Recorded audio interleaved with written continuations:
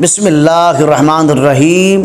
कुर्बानी के जानवर को ज़बह करने से पहले सुन करना या आजकल कुछ जदीद ऐसे तरीके ईजाद हो गए हैं जैसे बिजली के झटके लगाना या गोली मार देना या किसी दूसरे तरीके से ज़रब लगाकर जानवर को बेहोश करके उसको ज़बह करना कैसा है। देखें, इसका जवाब ये है, सही मुस्लिम में हदीस मौजूद है। हदीस नंबर है 5050। चुनाचे आका हुज़ूर नबी अकरम सल्लल्लाहु अलैहि वसल्लम ने इरशाद फरमाया, और जब तुम जानवर को ज़बह करो तो अहसन तरीके से ज़बह करो।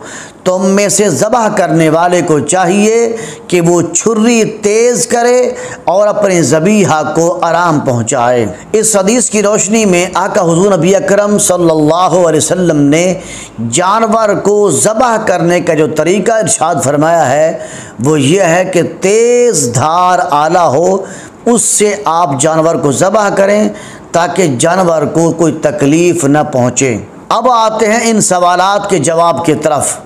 देखें, जानवर को ज़बह करने की दो किस्में हैं। एक किस्म है ज़बह इख्तियारी और दूसरी किस्म है ज़बह इज़्तिरारी। ज़बह इख्तियारी उसे कहते हैं कि जानवर को अपने इख्तियार के साथ सुकून के साथ लिटाकर ज़बह करना। इसमें जानवर किसी किस्म की कोई मुज़ाहमत नहीं करता, बेधकता भी नहीं है, भागता दौड़ता भी नहीं है और ज़ाबे जानवर को आसानी के साथ ज़बह कर देता है। और दूसरी किस्म है ज़बह इज़्तिरारी। ज़बह इज़्तिरारी उसे कहते हैं कि जानवर काबू में ना आ रहा हो, जैसे ऊँट, गाय, बैल या बड़ा सांड हो, तो ये बड़ी मुश्किल से काबू में आते हैं। ऐसे जानवर को दूर से गोली मारकर गिराना फिर ज़बह करना, या दूर से डंडा मारना फिर ज़बह करना, या दूर से कोई ऐसी ज़रब लगाकर जानवर को बेहोश करके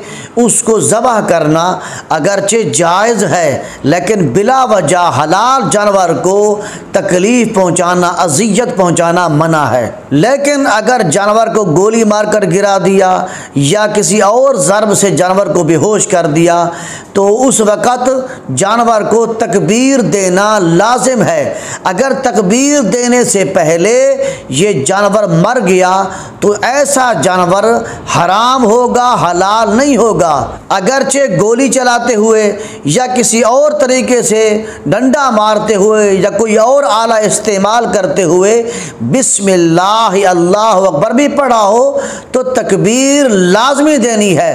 तकबीर देने से पहले जानवर मर गया तो वो हलाल शुमार नहीं होगा, वो जानवर हराम होगा।